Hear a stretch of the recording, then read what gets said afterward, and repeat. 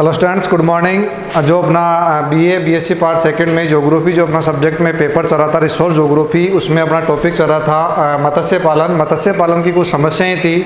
अपन ने कल तक जो पढ़ लिया था मत्स्य पालन के प्रमुख उत्पादक देश पढ़ लिए थे, जहां पर चीन प्रमुख उत्पादक देश हुआ करता था और प्रमुख जो अपने पास में क्षेत्र हो गए थे। आज अपन कुछ समस्याओं के बारे में चर्चा करेंगे। सबसे पहले अपने पास में समस्या आ रही है परिवहन संबंधी समस्या। परिवहन संबंधी समस्याएं, ये जो अपने पास में जो परिवहन संबंधी समस्याएं हैं उसमें अपन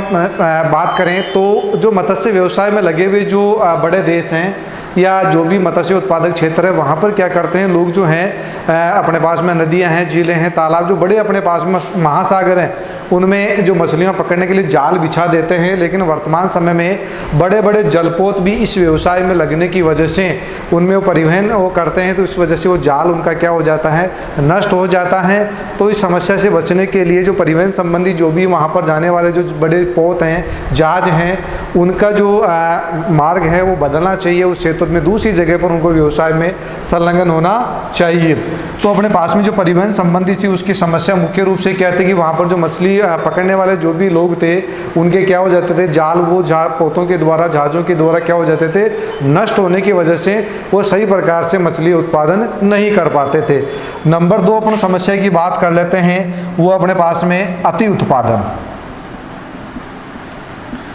यानी कि वर्तमान समय में प्रतिस्पर्धा युग में या अपन कहें कि लगातार बढ़ती हुई जनसंख्या की जो लगातार जो मांग बढ़ रही है, उस मांग को पूरा करने के लिए और अपने व्यवसाय को बढ़ाने के लिए इसका व्यवसायीकरण होने की वजह से लगातार इसका जो समुद्रों में से मछलियों का बहुत अधिक मात्रा में जो पकड़ा जा रहा है, उनका उत्पादन किया जा रहा है, जिस वजह से कई ऐसी प्रजातियां हैं मछलियों की जो लुप्त होने के कगार पर पहुंच गई हैं या कुछ प्रजातियां तो लुप्त भी हो गई हैं। इससे अपना जो इकोलॉजी सिस्टम है, पारिस्थितिक जो संतुलन है, वो भी बिगड़ेगा और आने वाले जो समय में जो मछली की जो पूर्ति हैं या अपन कहेंगे जो भी उनसे काम में लिया जाता था वो काम भी समय पर उनसे जो भी अपनी आवश्यकताओं की पूर्ति भी नहीं हो पाएगी। तो अपने पास में इस अति उत्पादकता से बचने के लिए जितनी वर्तमान में अपनी आवश्यकता है उनका अपन को उसी के अनुसार उनका उत्पादन करना चाहिए और ऐसी जो प्रजातियां जो लुप्त होने के कगार पर पहुंच गई है उनको एक संरक्षित करने का अपन को प्रयास करना चाहिए, जिससे कि जो समस्याएं उनका समाधान भी हो जाए और अपनी आवश्यकताओं की पूर्ति भी होती रहे और आने वाले समय के लिए भी अपने पास में ये संरक्षित रह जाए। नंबर 3 अपने पास में समस्या आ रही है जल का दूषित होना। जल का दूषित होना यानी लगातार जल क्या है, प्रदूषित हो रहा है। अब अपने प्रदूषण के स्रोत जैसे अपने पास में नदियों के द्वारा जो भी पानी जा रहा है उसमें अवसाद कचरा वगैरह हैं या उद्योगों से निकलने वाले अपशिष्ट पदार्थ हैं और उनमें जो जल में घुलकर वो सागरों, महासागरों, नदियों तक पहुंचते हैं, उसमें केमिकल वगैरह मिले हुए जाते हैं, जिस वजह से उनकी जो भी छोटी मछलियां हैं, बड़ी मछलियां हैं, वो क्या हो जाती है, समय से पहले ही वो मर जाती है या उनका जो विकास ही नहीं हो पाता है। किस वजह से? जल प्रदूषण की वजह से। अब अपने पास में जल प्रदूषण अपने पास में होता क्या है कि जो अपने शुद्ध जल होता है उसमें जो भी अपने अवांछित जो पदार्थ होते हैं वो उसमें मिल जाते हैं, तो वो अपना क्या कहलाता है, जल प्रदूषण उसके अपन कहते हैं। तो जल में जो अपने पास में जो अपने नदियों में, झीलों के या अपने बड़े महासागर हैं उनमें जो भी अपने पास में तेल के जो जहाज़ हैं उनसे तेल का रिसाव भी होता है, रेडियो एक्टिव पदार्थ भी उसमें मिलकर चले जाते हैं या अन्य जो पदार्थ जो औद्योगिक अपशिष्ट होते हैं वो मिलकर महासागरों में, नदियों के माध्यम से या झीलों पर जो भी पहुंच जाते हैं, इस वजह से वो उनका सही प्रकार से विकास नहीं हो पाता है। जो भी अपने पास में जलीय स्रोत हैं उनको प्रदूषण से बचाना चाहिए। कारखानों से निकला हुआ जो जल है उसको जहाँ तक हो सके साफ करके उसके बाद में प्रवाहित करना चाहिए। अब अगले अपने पास में है कि समुद्रों में, अगली जो समस्या आ रही है अपने पास में समुद्रों में तूफान वह कोहरा,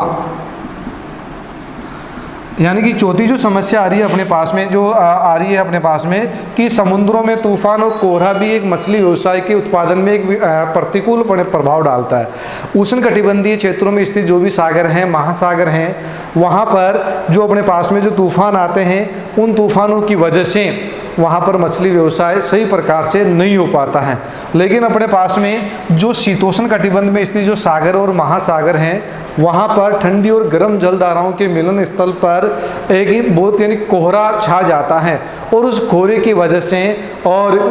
वजह से जो मछलियाँ सही प्रकार से मछुआरे नहीं पकड़ पाते हैं। तो अपने पास में उष्ण कटिबंध में स्थित जो सागर या महासागर हैं, वहाँ पर तूफानों की वजह से, और जो अपने शीतोष्ण कटिबंध में स्थित जो सागर और महासागर और कोहरे की वजह से सही प्रकार से मछली व्यवसाय को संपन्न नहीं हो पाता है। अगली अपने पास में जो समस्या है वो है परभक्षी, यानी जो परभक्षी जो अपने पास में जो पक्षी होते हैं उनकी अपने पास में समस्या, जो मछलियों को खा जाते हैं। यानी कि जैसे अपन बात करें, जो भी अपने पास में मांसाहारी जो पक्षी हैं वो मछलियों को खा जाते हैं। इस वजह से वो जिन क्षेत्रों में मछलियाँ पाई जाती हैं उनको मछुआरे पकड़ने से पहले उनको समाप्त कर दे। जैसे अपने पास में संयुक्त राज्य अमेरिका की अपन बात कर लेते हैं, और संयुक्त राज्य अमेरिका जो USA में जो महान झीलों का जो क्षेत्र है, महान झीलों का जो क्षेत्र है अपने पास में क्षेत्र है, जिसमें अपने पास सुपीरियर झील है, मिशिगन झील है, उस क्षेत्र में अपने पास में एक लेप्रे जो नामक अपने पास में जो परभक्षी एक पक्षी होता है, जो मछलियों को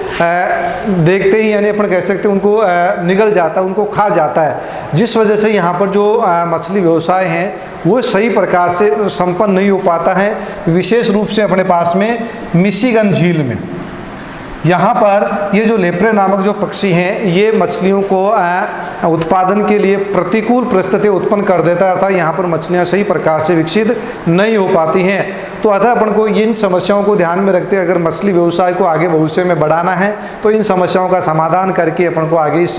जो मछली व्यवसाय के लिए प्रगति अपन को या आगे अपन के लिए इसको एक सुनहरे भविष्य के रूप में उनको संरक्षित करना चाहते हैं, तो इन समस्याओं को अपन को दूर करना होगा, जिस वजह से अपन जो भी है मछली व्यवसाय की जो भी आवश्यकता है, जो वर्तमान के भोज्य आवश्यकताओं की इनकी पूर्ति कर सके, मेडिसिन सेक्टर में और अन्य सेक्टर में, उर्वरक सेक्टर में जो भी इनको इस्तेमाल किया जाता है, जहाँ पर इनका उपयोग किया जाता है, वहाँ के लगातार सुचारू रूप से पूर्ति हो सके। यह था अपना फिशिंग व्यवसाय, और धन्यवाद।